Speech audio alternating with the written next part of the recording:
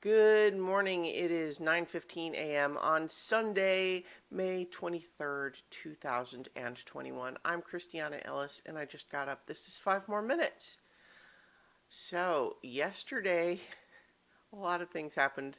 Um, I decided to go to the movies in the theater, at the theater for the first time since lockdown, which is something I really miss. And I will say that as a movie theater going experience, it was kind of like easing back into it because a lot of the restrictions are still in place. I ended up seeing a 1 p.m. matinee with only two other people in the whole theater. So, and it was still a lot of wear your mask unless you're actually eating or drinking. Every other row in the auditorium is blocked off, which is kind of moot given that there was only three people in the whole theater. But so a lot of the restrictions are still in place and won't be soon. Excuse me. Um, the cough, incidentally, is not because I went to the movies at the theater, but rather just because I just ate a handful of dried peanuts and didn't get myself something to drink. So, um, yeah. So I'm fully vaccinated, so I've read the advice and concluded that it was a safe thing for me to do, and so I did. And I really love seeing movies in the theater, so it's probably been one of the things I've missed the most about lockdown. So I'm excited to get back to it. So I went to see Army of the Dead, which is a new zombie movie, and it's directed by Zack Snyder, who I am not historically a fan of. I think Zack Snyder has a lot of qualities as a filmmaker that are good. I think he is very good at giving a visual style to his films. I think he's good at choreographing action. Um, this was a zombie movie from the same guy who did the remake of Dawn of the Dead, and I really liked that one. It's probably my favorite of his movies. So I figured, you know what? Maybe I'll like it okay. And you know what? I did. Um, I'm not going to get into the reasons that I don't like his other movies, except to just say that um, I find that even though there are many things about his films that I like, I tend to feel like when he tries to get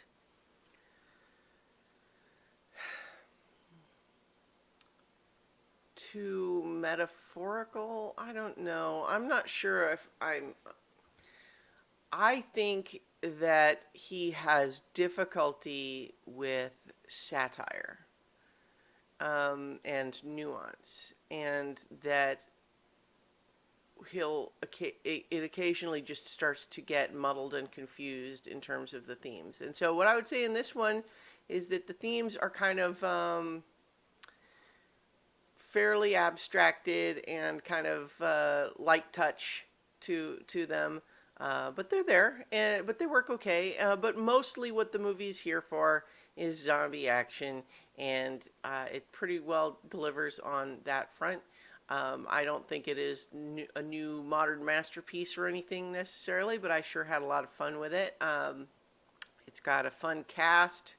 It's got some interesting wrinkles on the how the zombies work that I don't really recall having seen before. It's got some of the classic, tropes that you're looking for, like tropes, not in a bad way, but like in a way of like, yeah, when you go to a zombie movie, there are certain things you want to see happen because those are the cool things about zombies.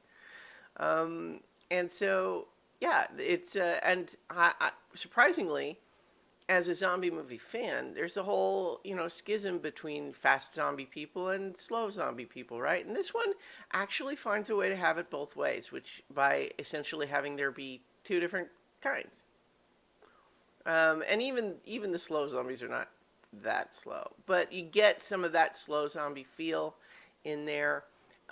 You get, I really kind of I felt for the main character who was in a position where he had kind of become a sort of war hero but suffered a lot of personal tragedies and ended up in a spot where like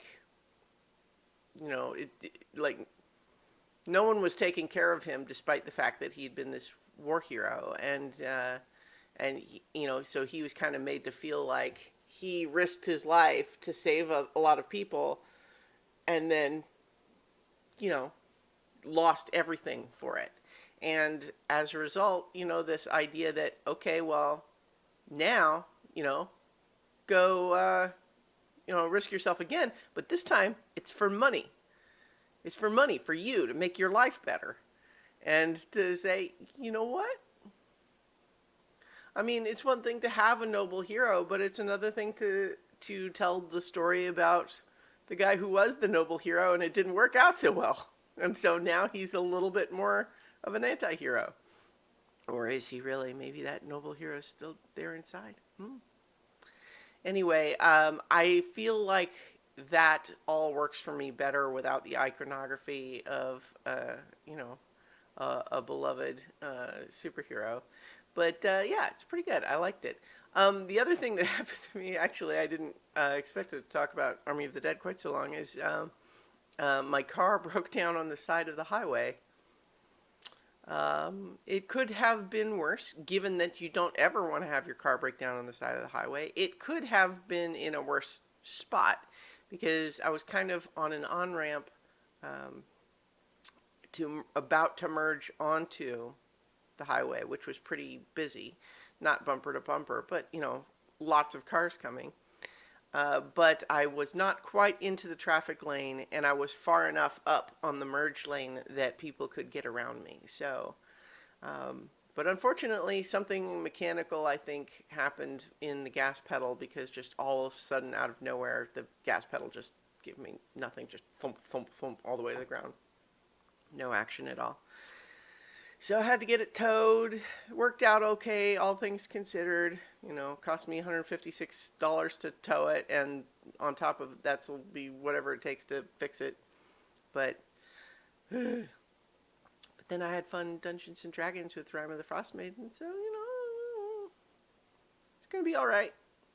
So in any case, you know what? I'm just thinking still about Zack Snyder movies, and lots of like as I speak, lots of people on Twitter are out there extolling Man of Steel as their favorite Superman movie because I guess there's a Variety article that I'm not sure why it felt it needed to get into this today, but was talking about how Man of Steel lacks heart, and a lot of people wanting to insist that no, it actually does have heart.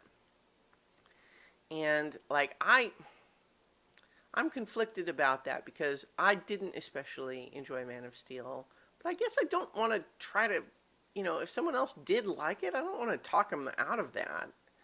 I think it's just a recognition that, like, it's a different kind of superhero movie and a different kind of Superman story, and it's not the kind that I wanted, but I guess it is the kind that they wanted, and I can be happy for them, I guess, even though it's not what I'm looking for. But I will also actually say that I think the criticism that it lacks heart is that's the wrong thing to say about it. It's not that it lacks heart, it's that it's confused. It mistakes,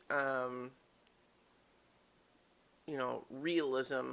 Like, it tries to give some aspects of the story, realism, but completely ignores anything that is.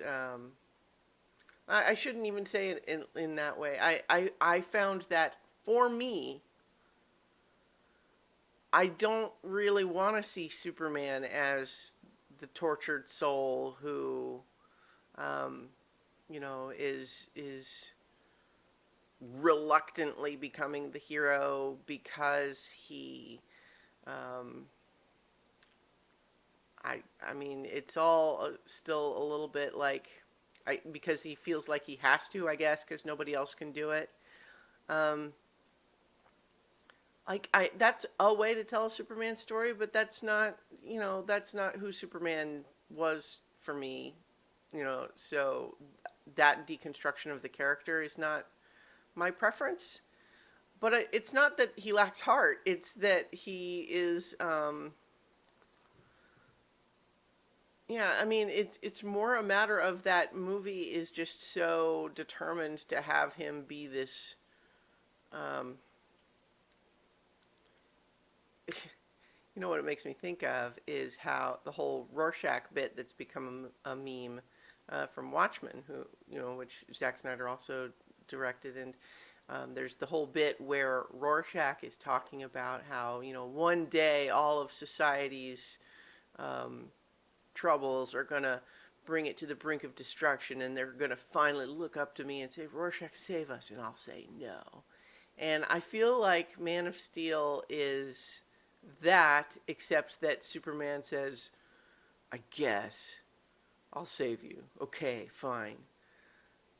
And that's maybe mean. That's overstating it. You know what? Maybe I ought to rewatch it. But I just did feel vaguely like, you know, he doesn't strike me like a beacon of hope. He strikes me as someone who has to be talked into helping when no one else can do it. And you know what? Fine, that's realistic in the sense that, it's fair for people to, even Superman, to, that should they feel like they're obligated to save people? Like, um, is, gosh, that's complicated, because it's one of those things because I think part of what, for me, and maybe for a lot of other people, what makes Superman an inspiring character is that he just takes up that obligation willingly because it's the right thing to do. And he does not bemoan the fact that, oh my gosh, I can't believe I have to save all these people. It's that he believes, no, they are actually great. I love the people of this world and I want to protect them. And sometimes I have to protect them from themselves, and other times I have to protect them from outside things. But they can be great, and I'm going to show them that, greatness is possible. And I want to save people because it's the right thing to do, and it makes me feel good to do the right thing. That's part of what I like about Superman as a character, as opposed to the guy who's like, oh man, that sounds like a lot of trouble. I don't know. Anyway, yeah, I'll leave it there. I really didn't actually mean to get into all of that because, again, part of my whole spiel that I really want to kind of try to stick with is that, like, if for folks that like it, good. I'm glad because I think there's room for lots of different versions of the Superman story, and there are plenty of ones that have already been told the way that I like it, and so I guess it's all right for there to be others that are the way you like it, and so good. I'm glad you like it. All right, I'll leave it there. Okay, talk to you all tomorrow for 5 more minutes.